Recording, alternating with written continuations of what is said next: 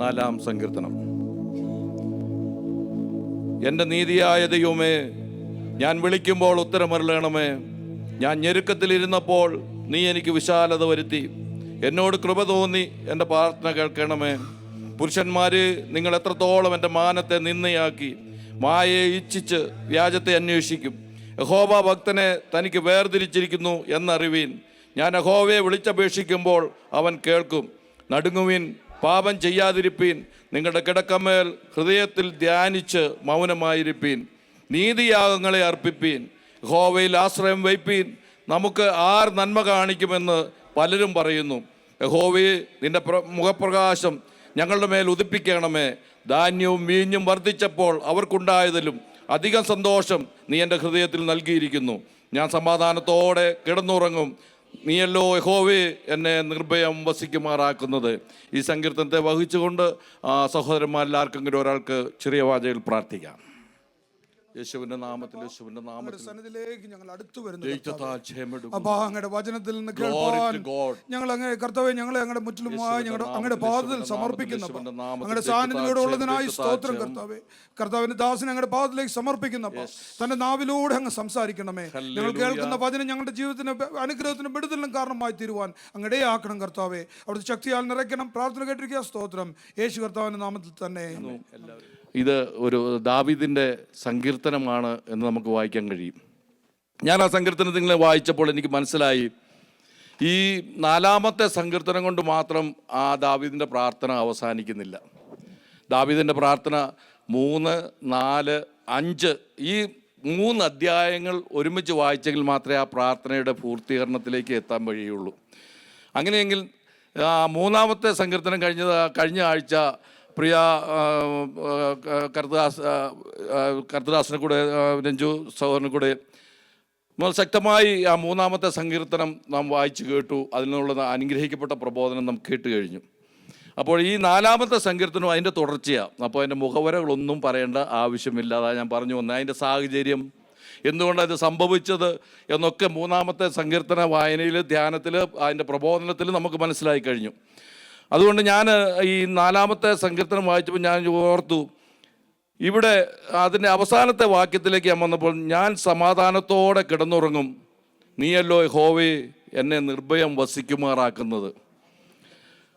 ലോക സാഹചര്യത്തിൽ നാം ഇന്ന് നോക്കുമ്പോൾ സമാധാനത്തോടെ കിടന്നുറങ്ങാൻ സാധിക്കാത്ത സാഹചര്യത്തിലാണ് ഇന്നത്തെ ലോകത്തിൻ്റെ പോക്ക്. ലോകം ഇന്ന് പോകുന്നത് ഒരിക്കലും ഒരു സമാധാനം തരുന്ന ഒരു അന്തരീക്ഷത്തിലേക്കല്ല ദൈവജനമായ നമുക്ക് നമ്മുടെ മുന്നിൽ കാണുവാനായിട്ട് കഴിയുന്നത്. അങ്ങനെയുള്ള ഒരു സാഹചര്യമാണ് ദാവീദിൻ്റെ ഇവിടെ ജീവിതത്തിൽ കാണുവാനായിട്ട് കഴിയുന്നത്. ഇവിടെ നമ്മൾ നോക്കുമ്പോൾ ദാവീദ് ഈ സങ്കീർത്തനം എഴുതുവാനുള്ള സാഹചര്യം കഴിഞ്ഞ ആഴ്ച നാം കേട്ടെങ്കിലും, ദാവീദിൻ്റെ ജീവിതത്തിൽ തനിക്ക് സമാധാനം ലഭിക്കാത്ത സാഹചര്യങ്ങളാണ് കൂടുതലായി ഉള്ളത്. ദാവീദിൻ്റെ സങ്കീർത്തനമൊക്കെ വായിക്കുമ്പോൾ നമുക്ക് മനസ്സിലാകും, ദൈവമേ എൻ്റെ പ്രാർത്ഥന കേൾക്കണേ, ദൈവമേ എൻ്റെ നിലവിളി ശ്രദ്ധിക്കണേ, ദൈവമേ എൻ്റെ സങ്കടയാചന കേൾക്കണേ. ഇങ്ങനെയൊക്കെ ദാവീദിൻ്റെ പ്രാർത്ഥനകൾ നമ്മൾ സാധാരണ സങ്കീർത്തനങ്ങൾ വായിക്കും. നമുക്ക് കാണാം, സങ്കീർത്തനത്തിൽ ദാവീദ് പ്രാർത്ഥിക്കുമ്പോഴൊക്കെ ഇങ്ങനെയാണ്, നിലവിളിയോടും കണ്ണുനീരോടും ദുഃഖത്തോടും വല്ല നെടുവീർപ്പോടും ഒക്കെ ആണ് ദാവീദിൻ്റെ പ്രാർത്ഥനകൾ. എന്താ സാഹചര്യമെന്ന് ഞാനിങ്ങനെ ചിന്തിക്കുവാനായിട്ട് ഇടയായി തീർന്നു. എന്താണ് ദാവീദിൻ്റെ പ്രാർത്ഥനയിൽ ഇങ്ങനെ തനിക്കിങ്ങനെ ഒരുപാട് നിലവിളിയും ഒരുപാട് ദുഃഖവും ഒരുപാട് പ്രതികൂല സാഹചര്യങ്ങളൊക്കെ ദാവീദിൻ്റെ ജീവിതത്തിലേക്ക് കടന്നു വരുന്നതാണ് ഞാനിങ്ങനെ ചിന്തിച്ചപ്പോൾ എനിക്ക് മനസ്സിലായി. 1 ശമൂവേൽ 17-ാം അധ്യായം അല്ല 16-17 ഭാഗങ്ങളൊക്കെ വായിക്കുമ്പോൾ നമുക്കറിയാം, ശൗലിൻ്റെ മുമ്പാകെ ദാവീദായിരുന്ന സന്ദർഭങ്ങൾ നമുക്കറിയാം. പലപ്പോഴും ശൗല് ദാവീദിനെ കൊല്ലുവാൻ ഒക്കെ ശ്രമിച്ചു. കാരണം എന്നാ ചോദിച്ചാൽ ദാവീദിനോടുള്ള പിണക്കമല്ല. നിങ്ങളത് ശ്രദ്ധിച്ച് വായിച്ചു നോക്കി അറിയാം, ദാവീദിന് പുറകെ ശൗല് ഇങ്ങനെ പിന്തുടരുന്നത്, അല്ലെ ദാവീദിനെ നശിപ്പിച്ച് കളയുവാൻ, ദാവീദിനെ പ്രതികൂല സാഹചര്യങ്ങളാക്കുവാൻ, അല്ലെ വല്ലവിധേനയും ദാവീദിനെ നശിപ്പിച്ച് കളയുവാനായിട്ട് ഇവിടെ ശൗല് ശ്രദ്ധിക്കുന്ന എന്തിനാണെന്ന് ചോദിച്ചാൽ ദാവീദിനോടുള്ള പിണക്കമല്ല. പിണക്കമാണെങ്കിൽ ഇവിടെ ഗോലിയാത്തിനെ കല്ലെറിയാൻ വന്നപ്പോൾ ദാവീദിനോട് പിണക്കം ഉണ്ടായിരുന്നു. അന്നേരം അവിടുന്ന് എന്ത് ചെയ്യാമായിരുന്നു. അപ്പോൾ ദാവീദിനോട് ആർക്കില്ല? ശൗലിന് പിണക്കമില്ല. എന്നാൽ പിന്നെ ദാവീദിനോടുള്ള പിണക്കം എന്ന് വെച്ചാൽ ദാവീദിൻ്റെ ശുശ്രൂഷയോടാണ്. ദാവീദ് കിന്നരവായനയിൽ നിപുണനായിരുന്നു. ദാവീദ് കിന്നരം വായിക്കുമ്പോൾ ശൗലിൻ്റെ ദുരാത്മാവ് വിട്ടുപോകുമായിരുന്നു. അപ്പോൾ ഇവിടെ അവിടെ അതുകൊണ്ട് ഇങ്ങനെയുള്ള നൈപുണ്യമായ ദാവീദ് എവിടെ പോയാലും യുദ്ധം ജയിച്ചു വരുന്നു. ശൗൽ 1000 കൊല്ലുമ്പോൾ ദാവീദ് 10,000 കൊല്ലുന്നു. ഇങ്ങനെയുള്ള ദാവീദിൻ്റെ ശുശ്രൂഷകളിന്മേൽ അസൂയ പൂണ്ട പൈശാചിക പ്രവർത്തനം ശൗലിൽ ഉണ്ടാകുവാനിടയായി തീർന്നു. എന്നെ കേൾക്കുന്ന ദൈവജനം, ഞാനൊരു കാര്യം വളരെ ശക്തമായി നിങ്ങളോട് പറയട്ടെ. നമ്മളെ വ്യക്തിപരമായി ആർക്കും നമ്മളോട് വിദ്വേഷമില്ല. പിശാചിനും നമ്മളോട് യാതൊരു പിണക്കവുമില്ല. നമ്മളെ യാതൊരു പ്രശ്നവുമില്ല. നമ്മുടെ മേലിരിക്കുന്ന ശുശ്രൂഷമേലാണ് പിശാചിന് നമ്മോടുള്ള പിണക്കം. പിശാചിനുള്ള നമ്മോടുള്ള എതിർപ്പ് എന്ന് പറഞ്ഞാൽ നമ്മുടെ ശുശ്രൂഷകളിന്മേലാ. ഇന്ന് പൽക്കാല ശുശ്രൂഷയിലായിരിക്കുന്ന ദൈവം തിരഞ്ഞെടുത്ത താലന്തുകൾ തന്ന് അനേകർക്ക് ശുശ്രൂഷയ്ക്ക് വേണ്ടി ഏൽപ്പിച്ചിരിക്കുന്ന ദൈവത്തില് നിന്നോടുള്ള പിണക്കം നിന്റെ വ്യക്തിപരമായ വൈരാഗ്യമല്ല, നിന്റെ ശുശ്രൂഷകളിന്മേൽ പിശാചിനൊരു നോട്ടമുണ്ട്. അതുകൊണ്ടാണ് കുന്തം കുത്തി ഭിത്തിയോട് ചേർത്ത് ദാവീദിനെ കൊല്ലുക, അവൻ്റെ ശുശ്രൂഷയെ കുത്തിക്കീറിക്കളയുവാൻ. Praise God. പൽക്കാലം വളരെ വ്യക്തമായി മനസ്സിലാക്കിക്കൊള്ളണം, പിശാചിന് നമ്മെ നോട്ടമിരിക്കുന്നത് നമ്മുടെ ശുശ്രൂഷകളെയാണ്. അതുകൊണ്ട് വളരെ ശുശ്രൂഷകളിന്മേൽ നോട്ടമിട്ടേക്കുന്ന പിശാചിനെ നാം നേരിടണമെങ്കിൽ ദൈവാശ്രയം മാത്രമേ. ദാവീദ് അവിടെയൊക്കെ ദൈവത്തിൽ ആശ്രയിച്ചു എന്ന് നമുക്ക് കാണുവാനായിട്ട് ഇടയായി തീരുന്നുണ്ട്. നമ്മുടെ ആരുടെയും വ്യക്തിപരമായി നാം ഇഷ്ടപോലെ നടക്കുവാണെങ്കിൽ പിശാചിന് യാതൊരു പിണക്കവുമില്ല. നാം ദൈവഭാഗത്ത് കടന്നു വന്ന് ശുശ്രൂഷയിൽ വിളങ്ങുവാൻ പോയാൽ, നമ്മുടെ വചനം കൊണ്ട് ഒരാൾ മാനസാന്തരപ്പെട്ട അല്ലെ, നമ്മുടെ ശുശ്രൂഷ കൊണ്ട് നമ്മുടെ ഇടപാടുകൾ കൊണ്ട് ഒരാൾ ദൈവഭാഗത്തേക്ക് വന്നാൽ അതിന്മേലാണ് പിശാച് നോട്ടമിടുന്നത്. കഴിഞ്ഞ ആഴ്ചയിലൊക്കെ ഞാനിങ്ങനെ വളരെ ശ്രദ്ധിക്കുവാനിടയായി തീർന്നു. ഈ ദേശത്തെക്കുറിച്ചുള്ളൊരു ബേഡൻ, ഒരു ദുഃഖം അചുപ്രതനൊക്കെ ഉണ്ടാകുവാനിടയായി തീർന്നു. എന്തുകൊണ്ട് ജനം രക്ഷിക്കപ്പെടുന്നില്ല? എന്തുകൊണ്ട് ജനം കടന്നു വരുന്നില്ല? ശുശ്രൂഷകളിന്മേൽ പിശാചിന് നോട്ടമുണ്ട്. ദൈവത്തിൽ ആശ്രയിക്കുന്ന ഒരു ദൈവവൈദ്യന് മാത്രമേ, ദൈവത്തിൽ ആശ്രയിക്കുന്ന കാര്യങ്ങൾ ദൈവത്തിൽ ഫലമേൽപ്പിക്കുന്ന ഒരു ദൈവവൈദ്യന് മാത്രമേ ആ ശുശ്രൂഷയിൽ വിളങ്ങുവാൻ കഴിയുള്ളൂ. 2 ശമൂവേൽ 2-ാം അധ്യായം 2-ാം ഭാഗത്തേക്ക് കടന്നു വരുമ്പോൾ 15-ാം അധ്യായത്തിൽ നമ്മൾ വായിക്കുമ്പോൾ ശുശ്രൂഷകൾ മേലുള്ള സ്വന്തം കുടുംബത്തിൽ നിന്ന് ഉള്ള എതിർപ്പുകൾ. എന്തുകൊണ്ടാണ് ദാവീദിനോട് എതിർപ്പ് വന്നത്? അവൻ്റെ സ്ഥാനത്തെ ചൊല്ലി, അവൻ്റെ അധികാരത്തെ ചൊല്ലി, അവന് കൊടുത്തിരിക്കുന്ന മഹിമയിൽ അസൂയ കൊണ്ട് സ്വന്തം ഭവനത്തിൽ നിന്ന് ദാവീദിന് പ്രതികൂലം ഉണ്ടാകുവാനിടയായി തീർന്നു. അങ്ങനെ ദുഃഖിതനായിരിക്കുന്ന ഒരു ദാവീദ്, അങ്ങനെ അതിനെ നമുക്ക് വായിക്കാമെങ്കിൽ വായിക്കുന്നതിൻ്റെ കൊണ്ട് 1 ശമൂവേൽ 2 വായിച്ച പശ്ചാത്തലം നമുക്കൊന്ന് വേഗം വായിക്കാം. 2 ശമൂവേൽ 15:30 നാം കഴിഞ്ഞ ആഴ്ച കേട്ടതാണെങ്കിൽ ഒന്ന് വായിക്കാം.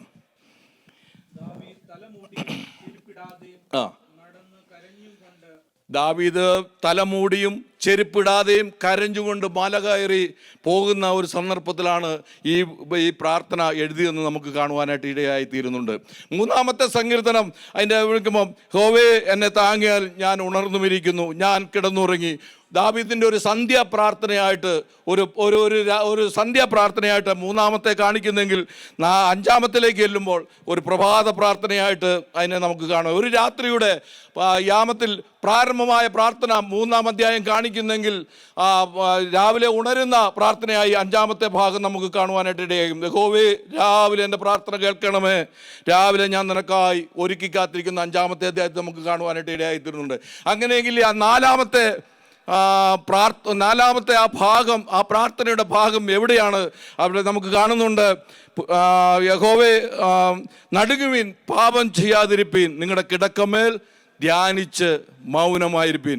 അർദ്ധരാത്രി സമാധാനമില്ലാതെ സന്തോഷമില്ലാതെ രാത്രി പ്രാർത്ഥിച്ചിട്ട് കിടന്നുവെങ്കിലും ദാവീദിൻ്റെ ജീവിതത്തിൽ യാതൊരു സമാധാനവുമില്ല. കാരണം എന്നാന്ന് ചോദിച്ചാൽ, പുരുഷന്മാർ നിങ്ങളെത്രത്തോളം എൻ്റെ മാനത്തെ നിന്നയാക്കി, എൻ്റെ വ്യാജം സംസാരിച്ച് അവൻ്റെ മാനമെല്ലാം കളഞ്ഞ് നിന്ദാ വിഷയമാക്കി തീരുന്ന ഒരവസാനം. യഹോവേ നിൻ്റെ പ്രകാശം എൻ്റെ മേൽ ദൈവികമായ പ്രസാദങ്ങളൊന്നും ഉറങ്ങുവാൻ കഴിയാതെ രാത്രിയുടെ യാമങ്ങളിൽ തിരിഞ്ഞും മറിഞ്ഞും കിടന്ന് ദാവീദ് വീണ്ടും എഴുന്നേറ്റ് ദൈവസന്നിധിയിൽ പ്രാർത്ഥിക്കുന്ന സന്ദർഭവുമായിട്ട് നമുക്ക് 4-ാമത്തെ അധ്യായത്തിനെ നമുക്ക് തിരിക്കാൻ കഴിയും. 3-ാമത്തെ അധ്യായം പ്രാർത്ഥിച്ച് കിടക്കുന്ന ഒരു ദാവീദ്. 5-ാമത്തെ അധ്യായം രാവിലെ പ്രാർത്ഥിച്ച് എഴുന്നേൽക്കുന്ന ഒരു അധ്യായം, ഒരു ദാവീദിനെ കാണുവാൻ കാണുവാൻ കഴിയും. നാലാമത്തെ അധ്യായം എന്ന് പറയുന്നത് അർദ്ധരാത്രി സമാധാനമില്ലാതെ, ഒരു സ്വസ്ഥതയും കിട്ടാതെ, യാതൊരു സൗകര്യവുമില്ലാതെ, കിടന്ന് ഉറക്കം വരാതെ കഴിഞ്ഞ ഒരു സമയത്ത് ദാവീദ് ആ ഭാഗം, നാലാമത്തെ സങ്കീർത്തൻ്റെ ഭാഗം പാടി എന്ന് നമുക്കവിടെ മനസ്സിലാക്കുവാനായിട്ട് കഴിയുന്നുണ്ട്. അവിടെയാണ് ഒരു കാരണവശാലും ഒടുന്നും പുറമേ നിന്നുള്ള ശുശ്രൂഷകളുമേലുള്ള എതിർപ്പ്, തൻ്റെ സ്വന്തം ഭവനത്തിൽ നിന്നുള്ള എതിർപ്പ്, തൻ്റെ കൂടെ നടക്കുന്നവർ നിനക്കിനി രക്ഷയില്ല, നിനക്കിനി കരകയറാൻ കഴിയില്ല, നിനക്ക് മുന്നോട്ടൊരു ഗതിയുമില്ല, നിന്നെ എല്ലാ സ്ഥാനത്തു നിന്നും തള്ളിയിടുവാനാ പിശാച് ആഗ്രഹിക്കുന്നത് പറഞ്ഞ് അവൻ ഒരു സൗകര്യവും കൊടുക്കാതെ രാത്രിയാമങ്ങളിൽ എഴുന്നേറ്റിരുന്ന് കിടക്കമേലിരുന്ന് ഇവിടെ കിടക്ക എന്ന് പറയുന്ന വലിയ ഡൺലപ്പ് മെത്തയൊന്നും ആയിരിക്കത്തില്ല, വനാന്തരങ്ങളിലും കാടുകളിലും തലയിണയായി കല്ലുകൾ വെച്ച് വളരെ ശോചനാവസ്ഥയിലായിരിക്കുന്ന ഒരു ദാവീദ് പാടുകയാണ് ചെയ്യുന്നത്, ഞാൻ സമാധാനത്തോടെ കിടന്നുറങ്ങും. നീയല്ലോ യഹോവേ എൻ്റെ നിർഭയം. സാഹചര്യം നാം മനസ്സിലാക്കണം. ഒരു സ്വസ്ഥതയുമില്ലാതെ, ഞാൻ ദൈവമക്കളോട് ഞാൻ ചോദിക്കട്ടെ, രാത്രിയുടെ യാമങ്ങളിൽ പലപ്പോഴും സ്വസ്ഥതയില്ലാതെ, സമാധാനമില്ലാതെ, ചില വിഷയത്തിന് മുന്നിൽ നാം നെടുവീർപ്പിട്ട് ഉറങ്ങുവാൻ കഴിയാത്ത സാഹചര്യങ്ങൾ നമ്മുടെ ജീവിതത്തിൽ കടന്നു വന്നിട്ടില്ലേ? അവിടെയൊക്കെ ദൈവത്തിൻ്റെ ആശ്രയം നമ്മുടെ ജീവിതത്തിലുള്ളപ്പോൾ മാത്രമേ അവിടെ വിടുതൽ കാണുവാൻ കഴിയുള്ളൂ. ദാവീദ് എന്തുകൊണ്ടാണ് ഇങ്ങനെ, ദാവീദ് പ്രാർത്ഥിക്കുമ്പോൾ ഇങ്ങനെ പ്രാർത്ഥിക്കും. എൻ്റെ ഒന്നാമത്തെ വാക്യം, എൻ്റെ നീതിയായ ദൈവമേ ഞാൻ വിളിക്കുമ്പോൾ ഉത്തരമരുളണമേ. എനിക്ക് ആ ഭാഗം ആദ്യം വായിച്ചപ്പോൾ തന്നെ മനസ്സിലായി, എൻ്റെ ഒരു ഹെഡിങ് കരുണാസമ്പന്നായ ദൈവം എന്ന് കേട്ടിട്ടുണ്ട്, സ്നേഹവാനായ ദൈവം എന്ന് കേട്ടിട്ടുണ്ട്, നീതിവാനായ ദൈവമേ. ദാവീദ് പ്രാർത്ഥിക്കാൻ രാത്രി യാമത്തിൽ എഴുന്നേറ്റിരുന്നപ്പോൾ ദാവീദിനെ വിടുവിച്ച, ദാവീദിന് ജീവിതത്തിൽ നീതിയായി ദൈവം കണക്കിട്ട ദാവീദിൻ്റെ ജീവിതത്തിലേക്ക് ഇങ്ങനെ ഓർമ്മ വരുവാനിടയായി തീർന്നു. നമുക്ക് വേണമെങ്കിൽ ഒന്ന് വായിക്കാം. 1 ശമൂവേൽ 17:37 വായിക്കാം. 1 ശമൂവേൽ 17:37 വേഗം വായിക്കാൻ സമയം വേഗം പോകുന്നല്ലോ.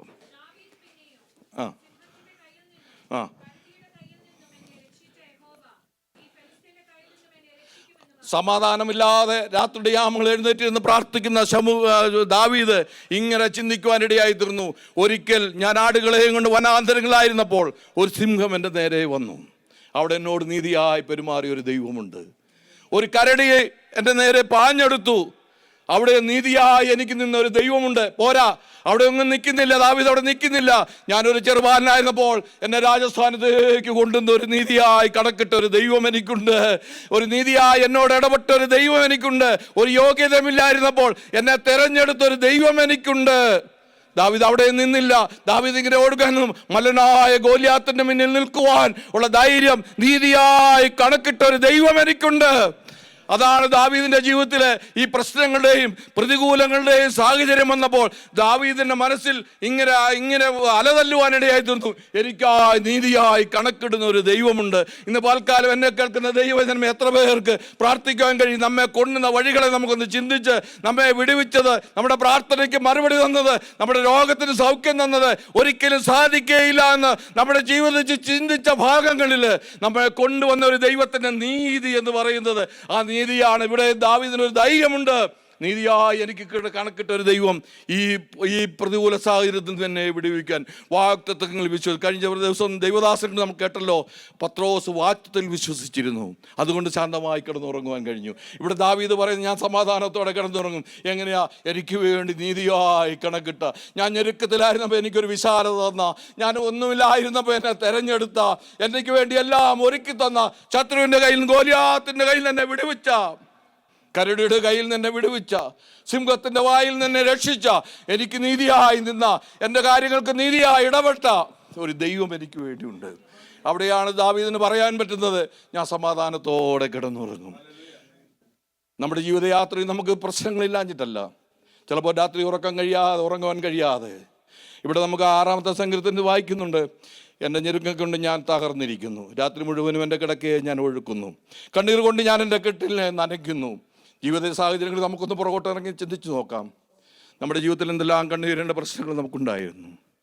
ഒരിക്കലും കരകയറുവാൻ കഴിയാത്ത സാഹചര്യങ്ങൾ നമ്മുടെ ജീവിതത്തിൽ കടന്നു വന്നപ്പോൾ ഒരു നീതിയായി കണക്കിട്ടൊരു ദൈവം നമ്മുടെ പ്രശ്നങ്ങൾ മേൽ പരിഹാരം നിന്ന, ലോക സാഹചര്യങ്ങളൊക്കെ നമ്മളെ കൈവിട്ടപ്പോൾ, ലോകം നമ്മളെ വിടക്കം തിണ്ണിയപ്പോൾ, ഒന്നിനും കൊള്ളാരത്തോന്ന് നിന്റെ പിള്ളേരെ കല്യാണം കഴിപ്പിക്കാൻ കഴിയുകയില്ലെന്ന് നിനക്ക് ചെറുക്കന്മാർ കിട്ടുകയില്ലെന്ന്, അല്ല നിനക്ക് നന്മ ലഭിക്കുകയില്ലെന്ന്, നീ നശിച്ചു പോവുകയുള്ളെന്ന് പറഞ്ഞ് വിധി എഴുതിയുടെ മുന്നിൽ നീതിയായി കണക്കിട്ടൊരു ദൈവം, ഒരു നീതിയായി കണക്കിട്ട ഞെരുക്കത്തിലായിരുന്നപ്പോൾ ഒരു വിശാലത തന്ന ദൈവം. ദാവീദിൻ്റെ ഉറപ്പതാണ്. അതുകൊണ്ടാണ് ദാവീദ് പറയുന്നത്, ഞാൻ സമാധാനത്തോടെ കിടന്നുറങ്ങും. ദാവീദിന് യാതൊരു പ്രശ്നവുമില്ല. ദാവീദിന് ഇതെല്ലാം മനസ്സിൽ കിടന്ന് അലയായിരുന്നപ്പോൾ രാത്രിയുടെ യാമങ്ങൾ എഴുന്നേറ്റിരുന്ന് കടക്കയിൽ എഴുന്നേറ്റിരുന്ന് താനായിരിക്കുന്ന അവസ്ഥകളെ കുറിച്ചൊന്ന് ചിന്തിക്കുവാനിടയായി തീർന്നു. ഇപ്പോഴായിരിക്കുന്ന അവസ്ഥ, ദൈവമേ, ഒരിക്കലും എനിക്ക് സമാധാനത്തോടെ ഉറങ്ങാൻ പറ്റുന്ന സന്ദർഭമല്ല. എന്നെ കൊല്ലുവാൻ, എൻ്റെ കുടുംബത്തിൽ നിന്ന് എൻ്റെ പ്രിയ മകൻ പോലും എന്നെ കൊല്ലുവാൻ, നശിപ്പിച്ചു കളയുവാൻ, എൻ്റെ സ്ഥാനത്ത് നിന്ന് തള്ളിയിടുവാൻ ശ്രമിക്കുന്ന എൻ്റെ കുടുംബത്തിൽ നിന്ന് പോലും പ്രതികൂല സാഹചര്യങ്ങൾ വന്നപ്പോൾ എന്നെ നീതിയായി നടത്തിയ ഒരു ദൈവം, എനിക്ക് വേണ്ടി എല്ലാ സാഹചര്യങ്ങളും നീതിയായി കണക്കിട്ട ദൈവം, ഈ സാഹചര്യയുടെ മുഖത്തും നീതിയായി കണക്കിടുവാൻ അവൻ ശക്തനാണ്. ഇന്ന് പാൽക്കാലം എത്ര പേർക്ക് ദൈവത്തിൽ വിശ്വസിക്കാൻ കഴിയും? എത്ര പേർക്ക് ദൈവത്തിൽ ഉറയ്ക്കുവാൻ കഴിയും? പ്രിയ ദൈവനെ, ദാവീദിൻ്റെ ജീവിതത്തിൽ അതാണെങ്കിൽ നമുക്ക് പെട്ടെന്ന് ഞാൻ എൻ്റെ ഭാഗത്ത് ഇരുന്നോളാം, സമയം നീണ്ടു പോകുന്നെന്ന് എനിക്ക് നന്നായി അറിയാം. 2 തിമോഥെയോസിൻ്റെ 3-ാം അധ്യായത്തിലേക്ക് നമുക്ക് ഓടി വരാം. 2 തിമോഥെയോസ് 3-ാം അധ്യായം 1-ാമത്തെ വാക്യം. മതി, അന്ത്യകാലത്ത് ദുർഘട സമയങ്ങൾ വരും. ദാവീദിന്റെ ജീവിതത്തിൽ ദുർഘട സമയങ്ങൾ വന്നു. ദൈവജനമായി നാം ഇതിനെ കേൾക്കുന്ന ദൈവജനമേ, ഇത് അന്ത്യകാലമാണ്. ലോകം അതിൻ്റെ അവസാനത്തിലേക്ക്, ബഹുമാനപ്പെട്ട ഷിബിറോർ പറഞ്ഞതുപോലെ, നമ്മുടെ പ്രശ്നങ്ങൾ കൂടി വരുന്ന സന്ദർഭങ്ങളാണ്. ദൈവവാദത്തിൽ മാത്രമേ അതിന് ആശ്രയമുള്ളൂ. നമുക്ക് താഴോട്ട് വായിക്കുമ്പോൾ അന്ത്യകാലമാണിത്.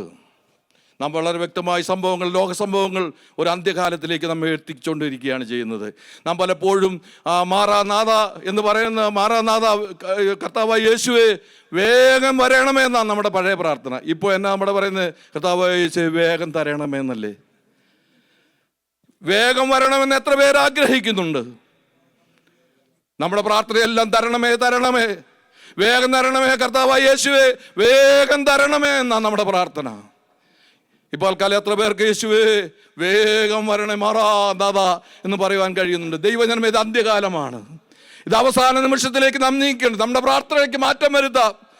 തരണമേ, തരണമേ, ഉയർത്തണമേ, അത് ചെയ്യണേ, ഇത് ചെയ്യണേ എന്നുള്ള ഭാഗം നിർത്തിയിട്ട് എന്നെ നിലനിർത്തണമേ, നിന്റെ വരവിന് വേണ്ടി എന്നെ യോഗ്യനാക്കണമേ എന്ന് എത്ര പേർക്ക് പ്രാർത്ഥിക്കാൻ കഴിയുന്നെങ്കിൽ എന്നെ വേഗം വരണമേ, അതിനുവേണ്ടി ഒരുങ്ങുവാൻ.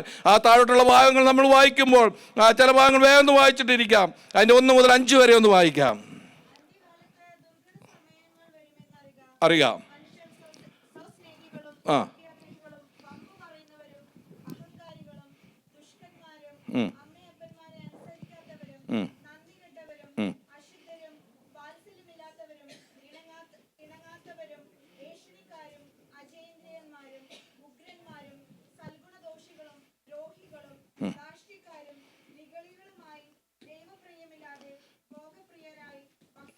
ഭക്തിയുടെ വേഷം ധരിച്ച് അതിൻ്റെ ശക്തിയെ ത്യജിക്കുന്നവരായി.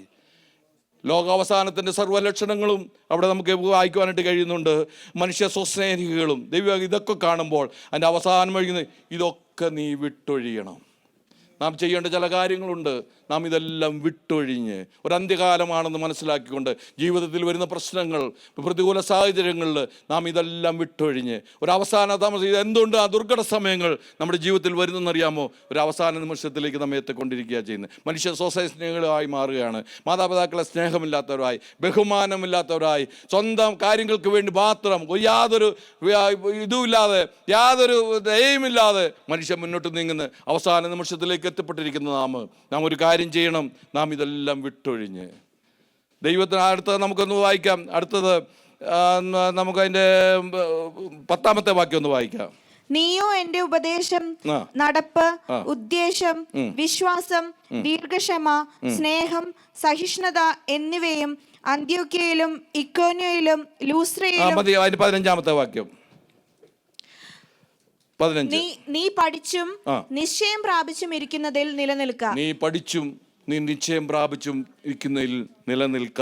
ഇവിടെ അപ്പോസ്തലനായ പൗലോസ് തൻ്റെ നിജപുത്രനായ തിമോഥെയോസിന് എഴുതുമ്പോൾ നീ പഠിച്ചതിൽ നിലനിൽക്ക. എന്തുകൊണ്ടെന്നറിയാമോ? ഇതൊരു ദുഷ്കാലമാണ്. ദുർഘട സമയങ്ങൾ ധാരാളം ജീവിതത്തിൽ കടന്നു വരും. ദാവീദിൻ്റെ ജീവിതത്തിൽ ദുർഘട സമയങ്ങൾ ധാരാളം കടന്നു വന്നു. പ്രതീക്ഷിക്കാത്ത സാഹചര്യങ്ങൾ, പ്രതീക്ഷിക്കാത്ത സംഭവങ്ങളാണ് നമ്മുടെ ജീവിതത്തിൽ മുന്നോട്ട് വരാൻ തുടങ്ങുന്നത്. എത്ര പേർക്ക് കർത്താവിൻ്റെ വരവിന് വേണ്ടി ഒരുക്കമുള്ളവരായി നാം പഠിച്ചും കേട്ടും നമ്മൾ അറിഞ്ഞും ഇറങ്ങിയ വിശ്വാസത്തിന് വേണ്ടി നിലനിൽക്കുന്നവരായി അതെല്ലാം വിട്ടൊഴിഞ്ഞിട്ട് വിശ്വാസത്തിൽ നിലനിൽക്കുന്നവരായി നമ്മുടെ ക്രിസ്തീയ ജീവിതം നയിക്കുവാൻ ഒരവസാന യുഗത്തിലേക്കുള്ള ഒരവസാന വിളിയായി ഈ പാൽക്കാലം നിങ്ങൾ സ്വീകരിക്കുന്നുവെങ്കിൽ ഞാൻ വിചാരിക്കുന്നില്ല ഇനി ഇതുപോലെ ഒരു ദൈവവചനമായി നിങ്ങളുടെ മധ്യത്തിൽ നിൽക്കാമെന്ന്. അതുപോലെ ലോകം അതിൻ്റെ അവസാന നിമിഷത്തിലേക്ക് എത്തിക്കുക. നമ്മുടേതായ മറ്റുള്ള കാര്യങ്ങളെല്ലാം വിട്ടൊഴിഞ്ഞ് നാം കേട്ട വിശ്വാസത്തിന് വേണ്ടി, നമ്മെ പ്രബോധിപ്പിക്കുന്ന വിശ്വാസത്തിന് വേണ്ടി നിലനിൽക്കുവാൻ കഴിയുന്നെങ്കിൽ അതിൻ്റെ നാലാമത്തെ ആയത്തിൻ്റെ 2-ാമത്തെ വാക്യം, വചനം പ്രസംഗിക്കുക, സമയത്തിലും അസമയത്തിലും ഒരുങ്ങി നിൽക്കുക, സകല ദീർഘക്ഷമയോടും ഉപദേശത്തോടും കൂടെ ശാസിക്കുക, തർജ്ജനം ചെയ്യുക, പ്രബോധിപ്പിക്കുക. അതിൻ്റെ 5-ാമത്തെ വാക്യത്തിൽ, നീയോ സകലത്തിലും നിർബന്ധനായിരിക്കുക, കഷ്ടം സഹിക്കുക, സുവിശേഷകന്റെ പ്രവൃത്തി ചെയ്യുക, നിന്റെ ശുശ്രൂഷ നിറപടിയായി നിവർത്തിക്കുക. ഞാനോ അതിൻ്റെ 7-ാമത്തെ വാക്യം, ഞാൻ നല്ല പോർ പൊരുതു, ഓട്ടം തികച്ചു, വിശ്വാസം കാത്തു. അപ്പോസ്തലനായ പൗലോസിൻ്റെ ലക്ഷ്യമതായിരുന്നു. നമ്മുടെ ഈ ദിവസങ്ങളായി നമ്മുടെ ഓട്ടം നന്നായി ഓടുവാൻ, നാം വർജിക്കേണ്ടതിന് വർജിച്ച് ഒരു വിശ്വാസത്തിന് വേണ്ടി കാത്ത് വചനത്തിൽ നിലനിൽക്കുവാൻ, നമ്മെ പ്രബോധിപ്പിച്ച പ്രബോധനങ്ങൾക്കനുസരിച്ച്, നാം കേട്ട ദൈവവചനത്തിനനുസരിച്ച് ജീവിതയാത്രയ്ക്ക് അവസാന യുഗത്തിലേക്ക് ഏത് കഷ്ടങ്ങളുടെയും ഏത് പ്രശ്നങ്ങളുടെയും പ്രയാസങ്ങളുടെ മധ്യത്തിൽ വന്നാലും നാം വിശ്വാസം നാം കേട്ടത് ദഹിച്ചു കളയാതെ ഒരു അന്ത്യകാല പോർവിളിക്ക് വേണ്ടി, അന്ത്യകാലത്തിൻ്റെ ഒരുക്കത്തിന് വേണ്ടി നമ്മെ തന്നെ സൂക്ഷിച്ചുകൊണ്ട് നമ്മുടെ ക്രിസ്തീയ ജീവിതം മുന്നോട്ട് നയിക്കാം. ഈ വചനങ്ങളാൽ ദൈവം നമ്മെ സഹായിക്കട്ടെ. ഇതിനുവേണ്ടി